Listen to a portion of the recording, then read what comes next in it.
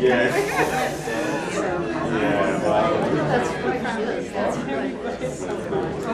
Yeah. He's okay with that. He does have that. Okay. And I had itchy, quicker,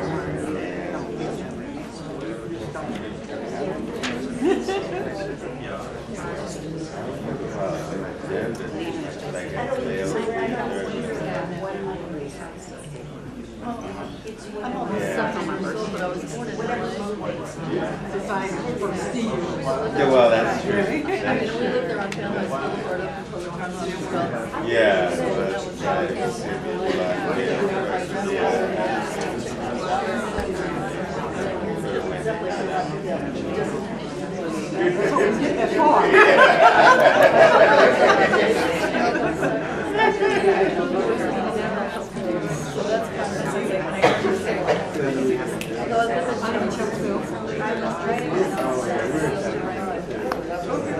Well, the culture there, I was very diverse. oh, It was totally diverse. Like, a lot of my friends are African American. And I was Russian, and we lived where a lot of blacks lived. North side, and Cheltenham was Russian. A lot of my friends is nice.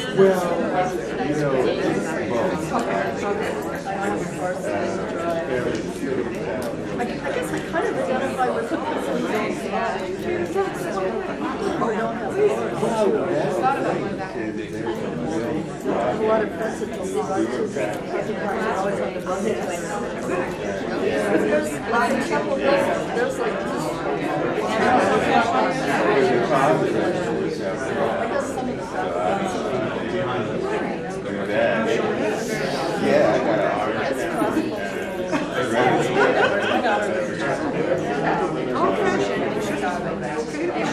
yeah, yeah.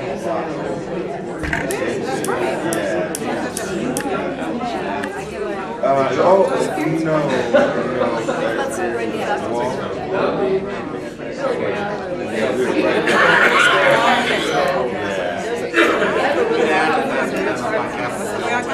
oh, yeah. Yeah, that's right. So you have this? Right down the street. Good to see you. Yeah. Oh, okay. Yeah, I thought you were. Okay. So as you thought about your identity and even thought about of the myriad of things, and certainly I didn't run through the entire way that we as human beings identify, but what were some of your priorities? What were some of the ways you think of yourself? Amongst that list, what was maybe your top one? Yes, sir. I'm a little brown kid and I like to learn, and I think I'm You might need to read. You like to learn, and you're a little brown boy, absolutely. Good job. Others, follow that example. African American female mother and educator. Others.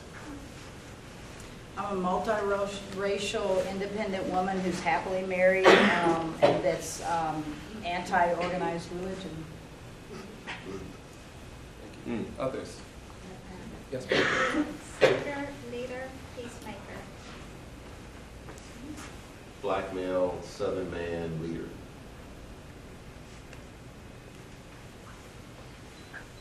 Female, black, proud, with great morals.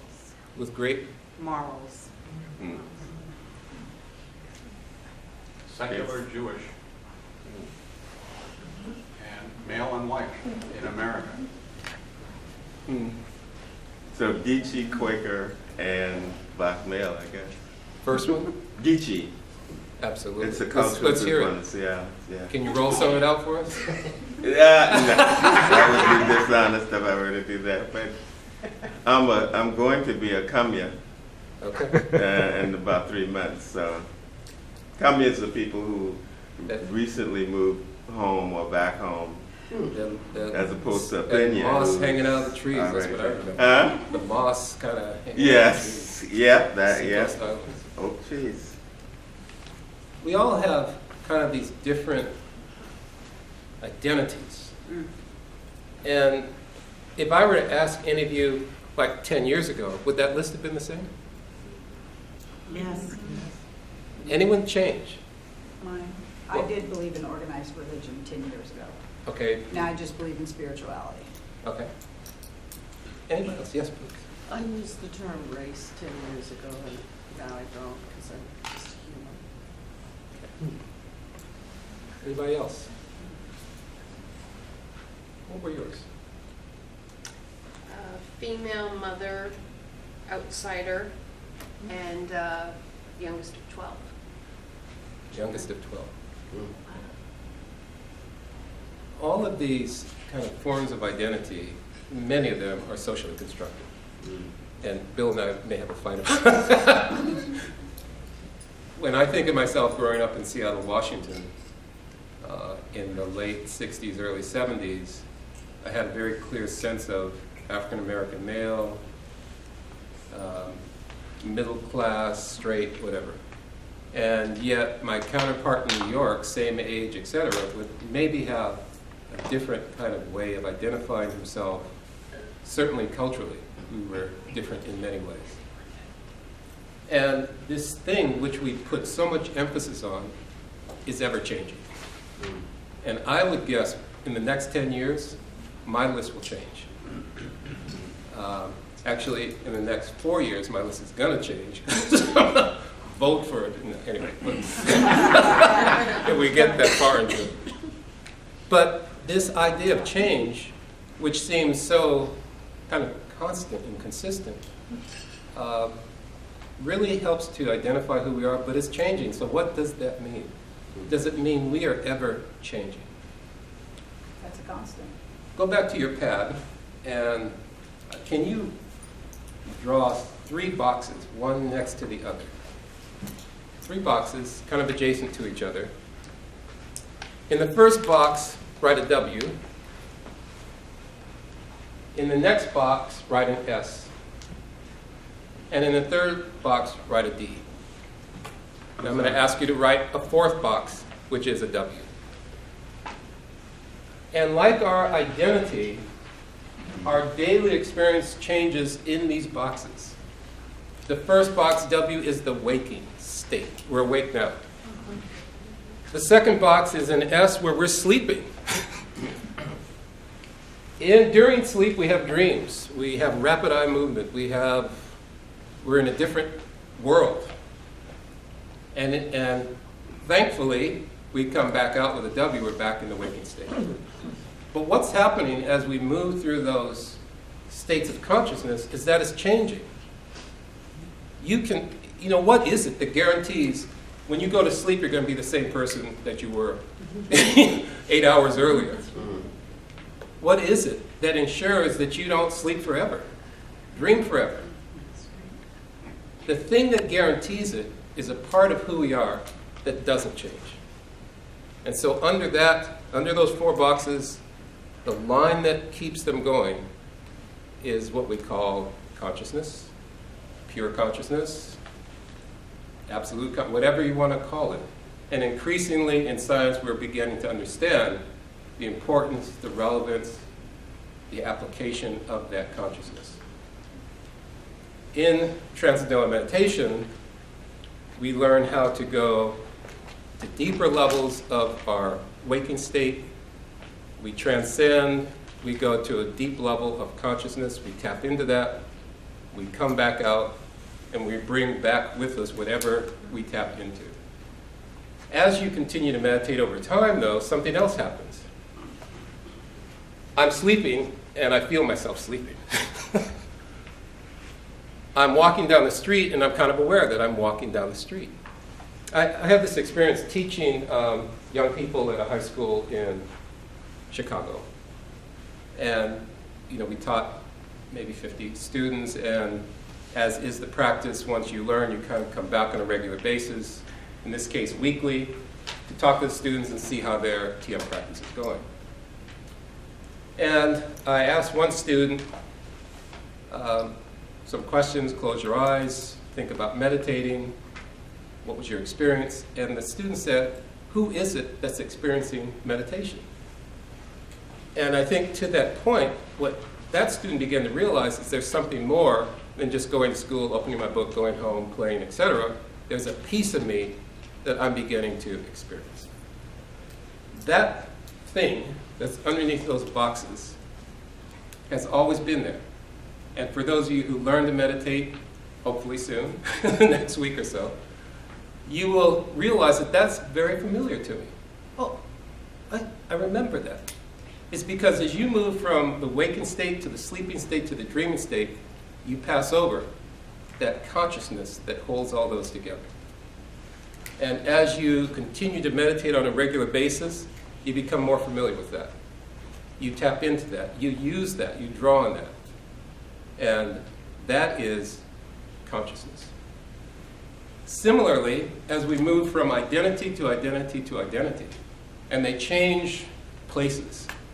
If the Vatican was over there, we might be aware of our spirituality and religion and kind of, wow. If we were in Mexico or if we were in Italy, we'd be more aware of our ethnic identity because we'd be comparing it to those around us. If we were in some other place, we'd be aware of our social class identity. Our identity shifts just like our states of consciousness, and the thing that underlies it all is this notion of pure consciousness. Because if I was still the same person I was at 5 years old, we wouldn't be having this conversation. Oh, that young man has it down. But we're evolving, we're changing, we're growing. And what undergirds all of that is consciousness. So I want to share a couple of things with you because I think this idea of how we tap into it, how we use it, is really an untapped resource for us. And as our communities enter into these next years of uncertainty, what I would like to talk about is how something like TM can be a resource to sustain our communities, to protect our communities, to use resources we haven't tapped into. I've got a couple of videos here I want to play, but before I do that, I just want to see if there's any questions, any observations. I'm curious from those of you who meditate, has this been your experience? More awareness, more consciousness, more something? What's happened? I'm sorry, ma'am, what's your name? Alnisa, So what is your experience with that? being able to be in the present and being aware of things that I was never aware of before, especially when I'm walking my dog or walking in nature, just aware that I am breathing and the clouds are beautiful, the sky it seems, I wouldn't say like out of body, but it's just so pure in a sense.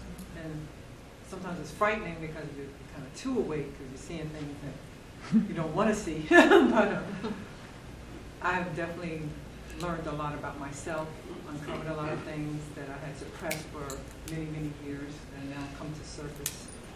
And it's freeing. And I'll be able to, You're walking the dog and you're aware that you're walking the dog? yes. Okay.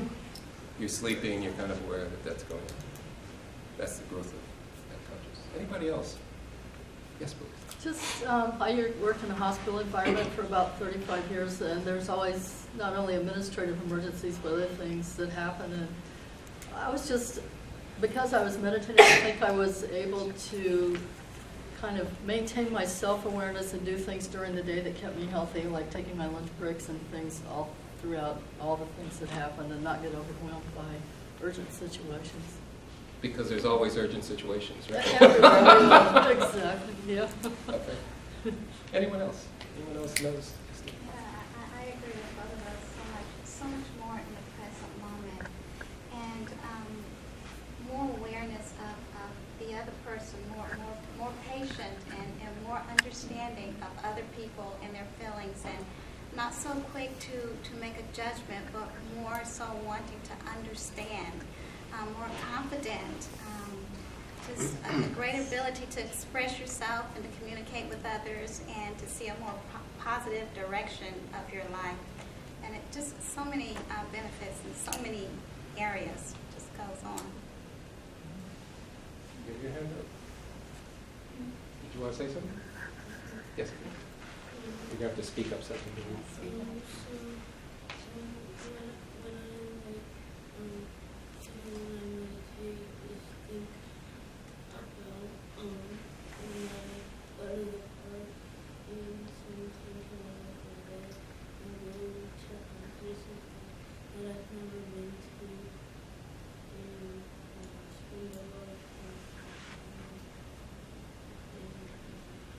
So, Dad, can you repeat some of that? Some of it, I think he was saying what he tries to do when he meditates is to think about places he's been that he hasn't been to before that will help him to relax. Excellent. Yes, please. I was going to say that one of the things that I particularly appreciate is when I meditate, I remember what priorities are. Like it's letting go. It's, you know, every day letting go of surface things. And, oh yeah, that's really what, you know, it's like returning to a settled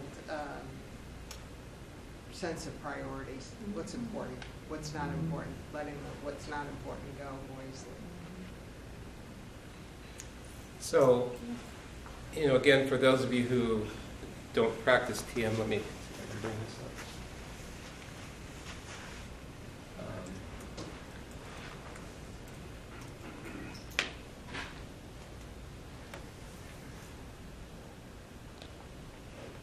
So may I ask a question before we get started? Yes, ma'am. And that is, I haven't practiced TM, but how is that different or similar to mindfulness? Okay, great question. What do you think? Let me see if let me just get my slide up here real You quick. may have to send a signal to wake the projector up. Oh, Right. okay.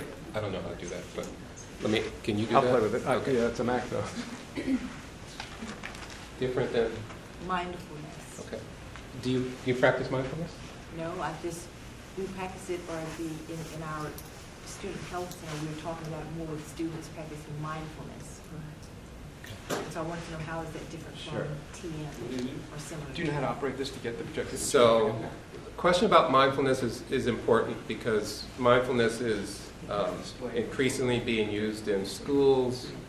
I think Harvard has a mindfulness center.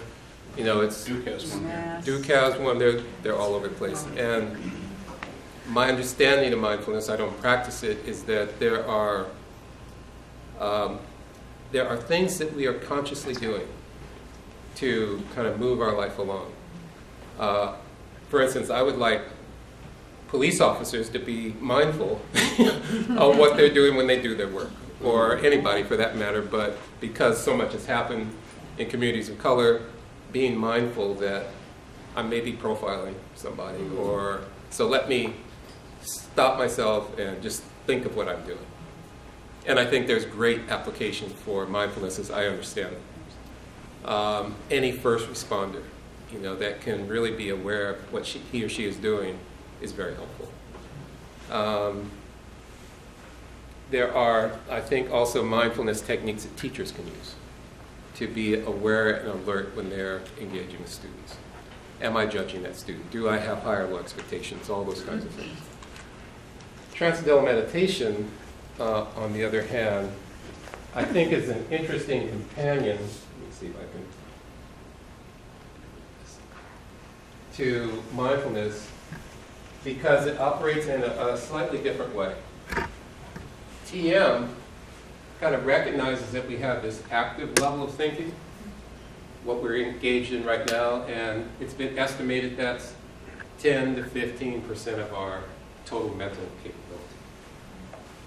And so we live our life kind of on the surface, using that much of our mind. What transcendental meditation allows us to do is to transcend or go beyond meditation, which means deep thinking, to reach a deeper, quieter, subtle level of the mind, experience that. At the same time the mind is doing that, the body is gaining a deep level of rest, sometimes deeper than deep sleep even. So we have this experience of being restful and being alert at the same time. The consequence of repeatedly kind of going in this direction is that we become acquainted with these deeper levels of thinking and eventually kind of expand our cognitive abilities. Yes, sir.